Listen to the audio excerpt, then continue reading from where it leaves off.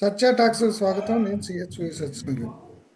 ఇటీవల కాలంలో రకరకాల కారణాలతోటి ఆ, భారత ఆర్థిక వ్యవస్థ మీద రకరకాల చర్చలు జరుగుతున్నాయి. ఇప్పుడు ఆర్థిక వ్యవస్థ పైకి వెళ్తుందా కిందకి వెళ్తుందా అనే దాని మీద కూడా స్పష్టత లేకుండా ఉంది. దీని తోడు ఈ రూపాయి పత్రం ఒకటి, బంగారం ధర పెరగటం ఒకటి, ఈ విషయాలు సామాన్యులకు ఎవరికి అర్థం కావట్లేదు. అట్లాగే ప్రపంచ పరిణామాలు ఇప్పుడు అమెరికా ట్రంప్ ఆయన ఇప్పుడు ఏది రకంగా బిహేవ్ చేస్తాడు ఇవన్నీ అర్థం కాకపోవటం వల్ల కన్ఫ్యూజన్ ఏర్పడింది. ఈ నేపథ్యంలో ఈ పరిణామాలన్నింటినీ మనకు వివరించేందుకు సెంటర్ ఫర్ లిబర్టీ వ్యవస్థాపకులు ప్రణవ్ చక్రవర్తి గారు మనతో ఉన్నారు. ఆయన అడిగి ఈ అంశాలన్నింటినీ కూడా మనం తెలుసుకుందాం. నమస్కారం అండి చక్రవర్తి గారు. నమస్కారం సత్యనారాయణ గారు, ఎలా ఉన్నారండి? బాగున్నాను. అదే అండి, ఇటీవల కాలంలో ఇప్పుడు ఆర్థిక వ్యవస్థ ఇప్పుడు ఈ ఎకనామిక్సే న్యూ పాలిటిక్స్ లాగా అయిపోయింది. ఇప్పుడు మనం ఎన్ని చెప్పుకున్నా సరే ఇప్పుడు ఆర్థిక వ్యవస్థలో ఇప్పుడు రూపాయి పత్రం ఏంటి, బంగారం విపరీతంగా ఎందుకు పెరుగుతుంది, ఇప్పుడు బంగారం కొనాలా అమ్మాలా, ఇప్పుడు సామాన్యుడికి ఉండే సందేహాలు, అసలు రూపాయి పత్రం అవుతుంటే ఏంటి, అది ఆర్థిక వ్యవస్థ మీద ఏ రకమైన ప్రభావం చూపెడుతుంది, ఈ అనుమానాలు ఉన్నాయి. వీటి మీద మీరు ఏం చెప్తారు? రూపాయి పతనం కావటం ఆర్థిక వ్యవస్థ బలహీనతకు కొంత సంకేతం. ఏ విధంగా సంకేతం అంటే మన ఎగుమతులు సరిపోను జరగట్లేదు అనేది ఒకటి తెలుస్తుంది. అంటే ఎగుమతులు తగ్గినప్పుడు మనకు వచ్చే డాలర్ల ఆదాయం తగ్గుతుంది. తగ్గినప్పుడు మనకు సరిపోని డాలర్ లేక డాలర్ డిమాండ్ పెరుగుతుంది. ఇప్పుడు భారతదేశం ఒక సాఫ్ట్వేర్ సర్వీసెస్ ద్వారా $1 కోటి ఎగుమతి చేసిందండి. వచ్చిన $1 కోటి తోటే మనం దిగుమతులు చేసుకోగలం. మీరు ఆయిల్ కొనుక్కోవాలన్నా, మందులు కొనుక్కోవాలన్నా, ఇంకోటి కొనాలన్నా $1 కోటి. అంటే మనం ఎంత ఎగుమతి చేస్తామో అంతే దిగుమతి చేసుకుంటాం. సో మన డాలర్లు సృష్టించలేం కాబట్టి ఎంత ఎగుమతి చేస్తే అంత దిగుమతి చేసుకుంటాం. ఆ ఎగుమతులు కోటి నుంచి $90 లక్షల పడిపోయాయి అనుకోండి, మనకు దిగుమతులు చేసుకోవడానికి సరిపోను డాలర్ లేక డిమాండ్ పెరిగి రూపాయి పతనం అవుతుంది. ఇప్పుడున్న భౌగోళిక ఆర్థిక వ్యవస్థలో, గ్లోబల్ ఎకానమీలో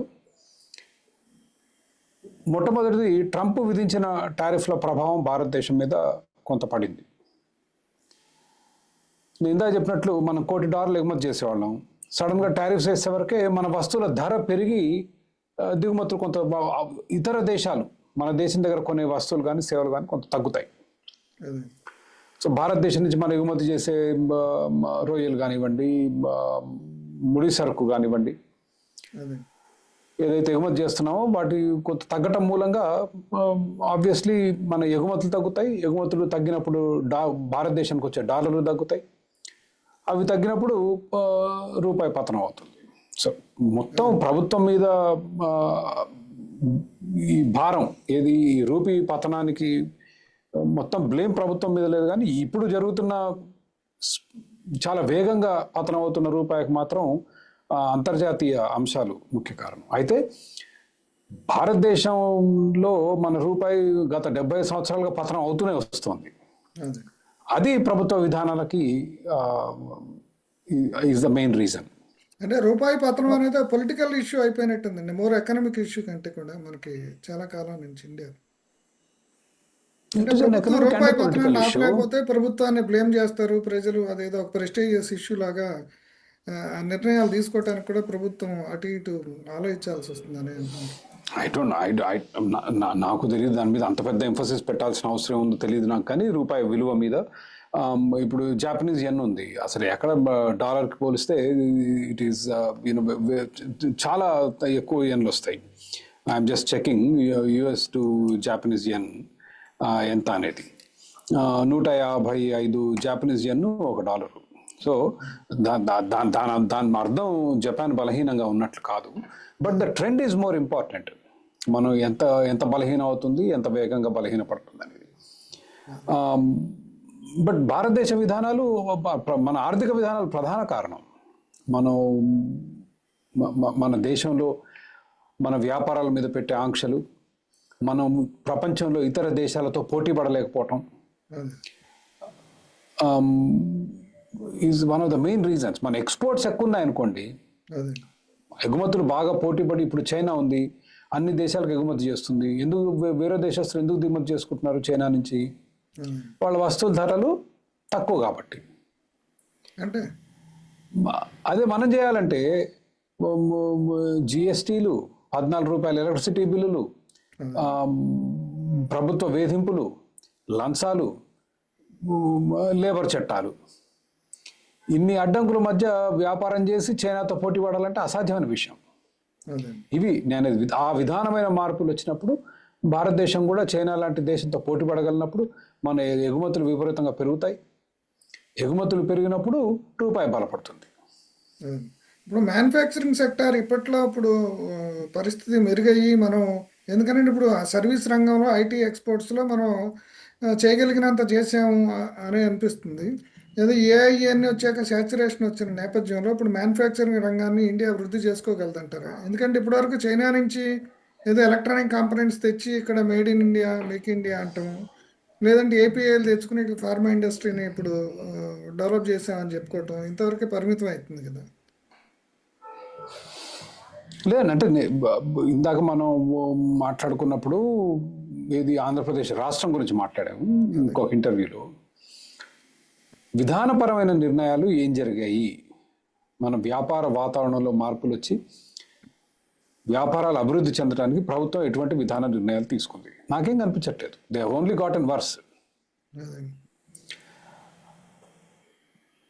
మేక్ ఇన్ ఇండియా అన్నారు, ఏం చేశారు మేక్ ఇన్ ఇండియా కొరకు? ఒక బోర్డులు పెట్టి ఒక సింహాన్ని తయారు చేసి ఊరంతా తిరుగుతూ utter flop make in India. నేను అనటం కాదు, ఎటువంటి బిజినెస్ మ్యాగజైన్ తీసుకున్నా, ఎటువంటి ఆర్థికవేత్తలు తీసుకున్నా, ఈ దేశంలో 78% మంది, left or right it doesn't matter, make in India is an utter flop project. ఎందుకు ఫ్లాప్ అయిందంటే మనం ఎటువంటి సంస్కరణలు తీసుకురాలేదు, ఎటువంటి మార్పులు చేయలేదు. ఏ మార్పులు చేయకుండా ఊరికే మన స్వచ్ఛ భారత్ టైప్లో రోడ్లు ఊడిచేసి భారతదేశం శుభ్రమైందని డిక్లేర్ చేసుకున్నట్లే ఉంటుంది మేక్ ఇన్ ఇండియా. ఏంటి ఈ సంస్కరణలు, ఈ మార్పులు ఏం జరగాలి అంటే ఎగుమతుల దిగుమతుల మీద ఆంక్షలు ఎప్పుడైతే ఎత్తేస్తామో, మనకు రావాల్సిన ఈ దిగుమతులు చేసుకునే సంస్థలకు కావాల్సిన వస్తువులు చాలా చౌకగా వస్తాయి. అప్పుడు మన కాస్ట్ ఆఫ్ ప్రొడక్షన్ తగ్గుతుంది. మీరు ఇతర దేశాలతో పోటీ పడాలంటే చైనా కారు చౌక ఎందుకు చేస్తుంది అంటే ఇవే కారణాలు. వాళ్ళ లేబర్ చట్టాలు కమ్యూనిస్ట్ దేశం అయి ఉండి మనకంటే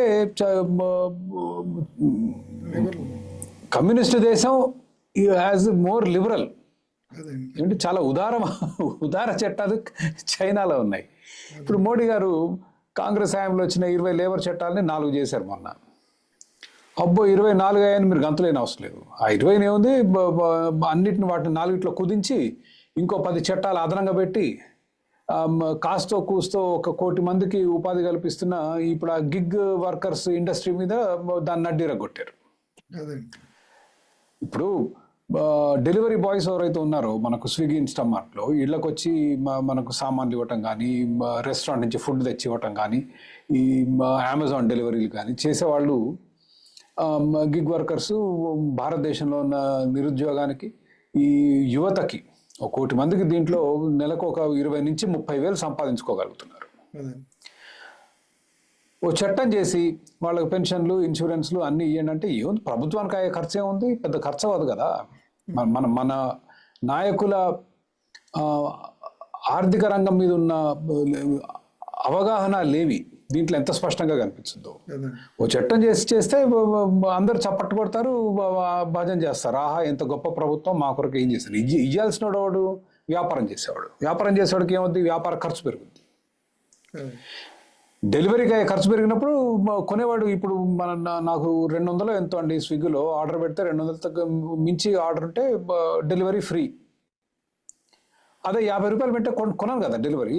200 రూపాయల వస్తువుకి 30 రూపాయలు డెలివరీ చేస్తే నేను కొననప్పుడు ఏమవుతుంది, డెలివరీలు తగ్గిపోతాయి. డెలివరీలు తగ్గినప్పుడు ఉద్యోగాలు తగ్గుతాయి కదా. అంటే మోడీ అధికారంలోకి వచ్చిన తర్వాత అంత ముందు కంటే కూడా వేగంగా ఇప్పుడు సంస్కరణలు తీసుకొస్తారు. ఇది రైటిస్ట్ ప్రభుత్వం కాబట్టి సంస్కరణల్ని అందుతో ఆయన గుజరాత్ నుంచి వచ్చాడు, ఆయనకు వ్యాపార లాభం అవన్నీ తెలుసు కాబట్టి ఇంకా సంస్కరణలు బాగా తీసుకొస్తారనుకున్నారు. కానీ అటువంటి పరిస్థితి కనిపించట్లేదు కదండి. ఎందుకని? చాలా దురదృష్టం. మినిమం గవర్నమెంట్ మ్యాక్సిమం గవర్నెన్స్ అని క్యాంపెయిన్ చేశాడు ఆయన. అది చూసి చాలా ఉత్సాహపడి నేను కూడా ఓటేశాను. బట్ వచ్చిన తర్వాత చూస్తే ఏమీ లేదు, భారతదేశాన్ని ఇంకొంచెం వెనక్కి తీసుకెళ్లారు. అండ్ ఇది రైట్ వింగ్ ప్రభుత్వం. లెఫ్ట్ వింగ్ ప్రభుత్వం అంటే సరే కొంత వాళ్ళు సంక్షేమ పథకాలు వాళ్ళ విధానాలు వేరుంటాయి. But right wing government usually is progressive, growth oriented, అభివృద్ధి దిశలో విధాన నిర్ణయాలు తీసుకోవటం జరుగుతుంది. కానీ మోడీ గారి ప్రభుత్వంలో అది జరగలేదు, అది దురదృష్టం. I can give you any number of examples అండి. ఐ మీన్ దిగుమతుల మీద ఏ వ్యాపారస్తుడు పోయి లాబీ చేసినా మేక్ ఇన్ ఇండియా అని చెప్పి దిగుమతుల మీద ఆంక్షలు పెడతారు. దిగుమతుల మీద ఆంక్షలు పెడితే ఏముంది, మీరు పోటీ పడలేరు. అంటే ఒకళ్ళిద్దరు పెట్టుబడిదారులకే మోడీ గారు.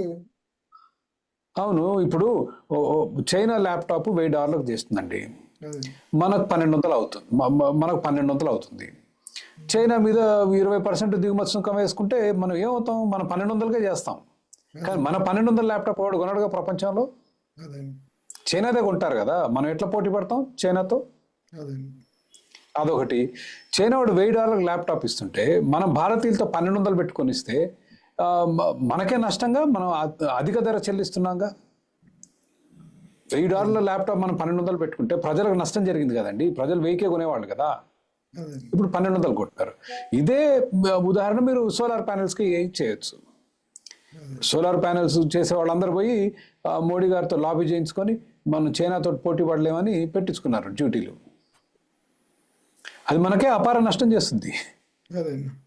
అంటే టారిఫ్స్ అనేవి ఏవైతున్నాయో మన దేశానికి చాలా అపారమైన నష్టం చేస్తాయి. వాళ్ళు ఏమంటారు, మనం చైనాతో పోటీ పడలేమంటారు. చైనాతో పోటీ పడనప్పుడు మనం ఏం చేయాలి? మోడీ గారి దగ్గరికి వెళ్ళి, సరే వ్యాపారస్తులు ఎప్పుడైనా రక్షణలు కోరుతారనుకోండి, బట్ అట్లీస్ట్ ప్రభుత్వం ఆలోచించాలి, అరే మన వాళ్ళు ఎందుకు చేయలేకపోతున్నారు? చైనా వాళ్ళు $1000కి సోలార్ ప్యానెల్ చేస్తున్నారు, మనకు 1200 ఎందుకు అవుతుంది? మన లేబర్ ఖర్చులు ఎక్కువ ఉన్నాయి, మన లేబర్ యూనియన్ల మూలంగా ఇబ్బందులు వస్తున్నాయి, మన పన్నులు ఎక్కువ ఉన్నాయి, మన విద్యుత్ ఖర్చు ఎక్కువ ఉంది, మన పరిశ్రమలు ఈ అవినీతి మూలంగా చాలా ఖర్చులు చేయాల్సి వస్తుంది, ప్రతి పర్మిషన్కి డబ్బులు లైసెన్స్ రాజు చెల్లించాల్సి వస్తుంది.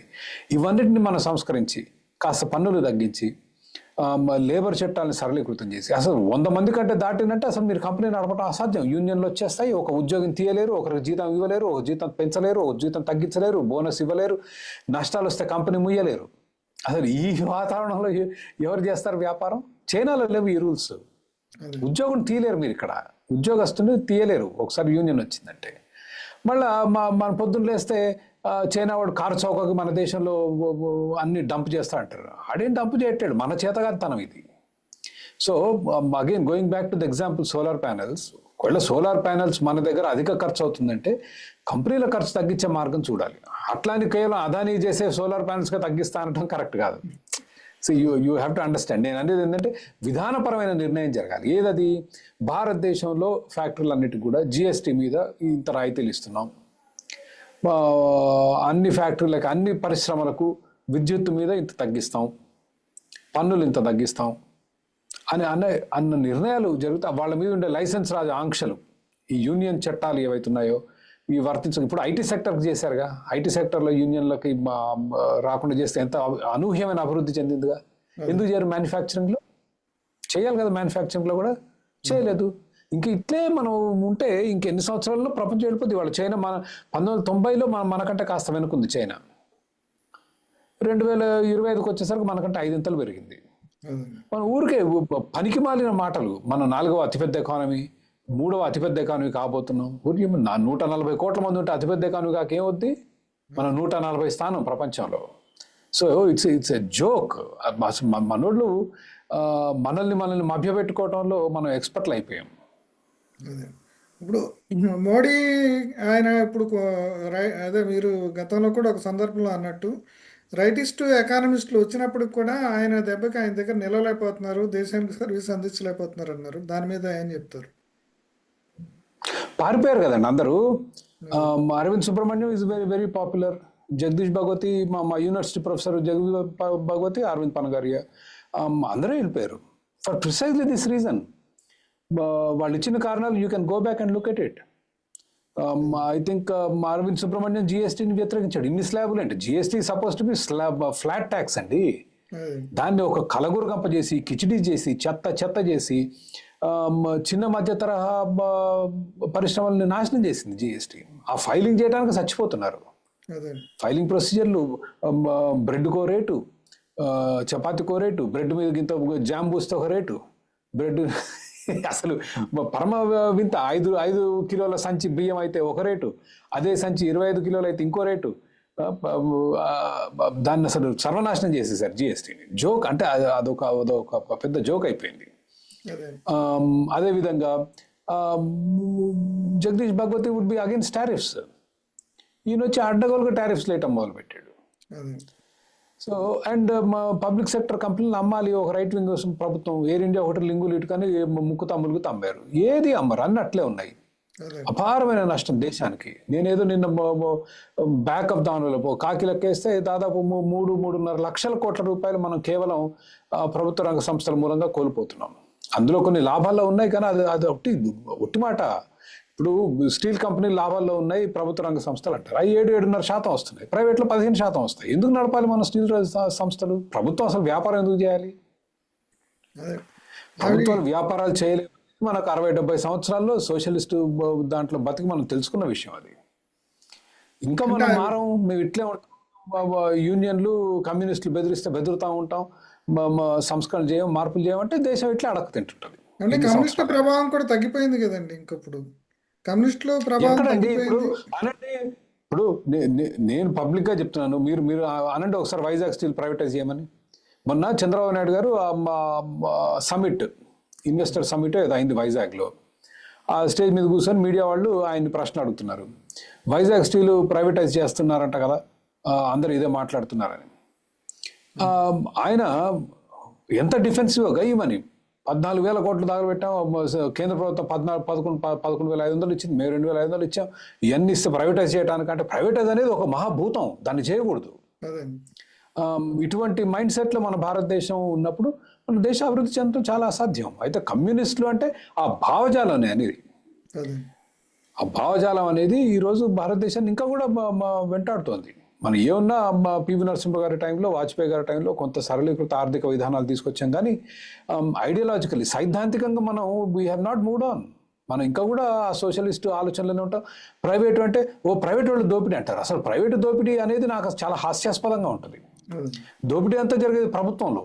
ప్రజల పన్నులు వసూలు చేసి దాన్ని వృధా ఖర్చులు చేసి కాంట్రాక్ట్లలో, ప్రభుత్వ ఉద్యోగుల 10 లక్షల జీతాల్లో, ఈ ప్రభుత్వ రంగ సంస్థల్లో విచ్చలవిడిగా వృధా చేసేది ప్రభుత్వం. ప్రైవేట్ సంస్థలు ప్రజలకు అవసరాలు తీర్చి వాళ్ళకి అమ్మి కొంత డబ్బు సంపాదిస్తాయి. ఆ సంపాదించిన డబ్బు మళ్ళీ పెట్టుబడి పెట్టి మళ్ళీ ఇంకొన్ని ఉపాధి అవకాశాలు సృష్టిస్తాయి. ఇంకో డబ్బు తీసుకోవు, ఇంకో చేయవు. సో ఈ మైండ్ సెట్ చాలా ప్రమాదకరమైన మైండ్ సెట్ భారతదేశంలో ఉంది. అది మారకపోతే దేశం అభివృద్ధి చెందదు. ఇప్పుడు గవర్నమెంట్ ని డౌన్ సైజ్ చేయాలని, లిబరలైజేషన్ వచ్చిన కొత్తలో గవర్నమెంట్ ని డౌన్ సైజ్ చేయాలనే విషయం మీద చాలా చర్చ జరిగిందండి. అంటే ఇప్పుడు కూడా డౌన్ సైజ్ చేయటం అనేది కుదరలేదు. ఇన్ని కంప్యూటర్లు వచ్చినా, ఇన్ని వచ్చినా సరే ఉద్యోగులు పెద్ద ఎత్తున ఉద్యోగ స్వామ్యమే నడుస్తుంది ఇప్పుడు దేశంలో, ప్రజాస్వామ్యం కంటే కూడా. దాని మీద మీ కామెంట్ ఏంటి? అదే అండి, ఇప్పుడు మనం they have complete control over people's minds. ఇప్పుడు మళ్ళీ ఒక పే కమిషన్ వేశారు. మళ్ళీ దానికి లక్షల కోట్లు, 10,000 కోట్లు, లక్షల కోట్లు ఖర్చు రాబోతుంది. కేంద్ర ప్రభుత్వ జీతాలు పెరుగుతాయి, ప్రైవేట్ సెక్టర్ జీతాలు పెరుగుతాయి, అండ్ ప్రభుత్వ రంగ సంస్థలు దాంతోపాటు పెరుగుతాయి. సో అడిగేవాళ్ళు లేరు, ప్రశ్నించేవాళ్ళు లేరు. ఏమన్నంటే ప్రైవేట్ భూతం, అంబానీ అదాని అంటారు. సో ఇప్పుడు క్రోనీ క్యాపిటలిజం ఉంటే దానికి వ్యతిరేకంగా పోరాడాలి. నేనే మీతో ఇంతసేపు చెప్పింది, ప్రభుత్వం ఒక విధానపరంగా అన్ని వ్యాపారం సమానంగా చూడాలి, కానీ ఒకటికి పిలిచి నీకు 15,000 కోట్ల రాయితీ ఇస్తా, ఇంకొకటి పిలిచి నీకు విజయవాడ మధ్యలో భూమి ఇస్తా, ఇంకోటి పిలిచి నీకు వైజాగ్లో భూమి ఇస్తా, అది కాదు. ఈ విధానాలు కాదు.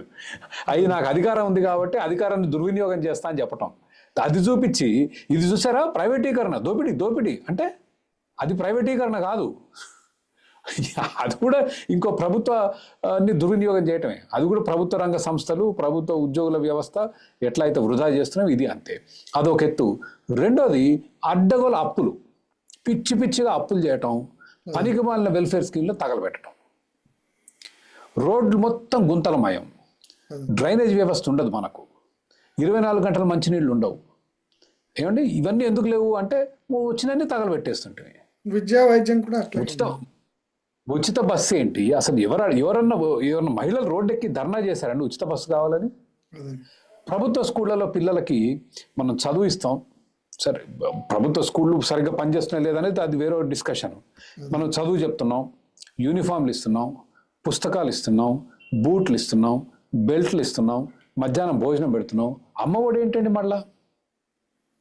అంటే అంటే ఓట్ల కోసం ఓటు బ్యాంక్ రాజకీయాలు, ఓటు బ్యాంక్ ఎకనామిక్స్ అయిపోయింది.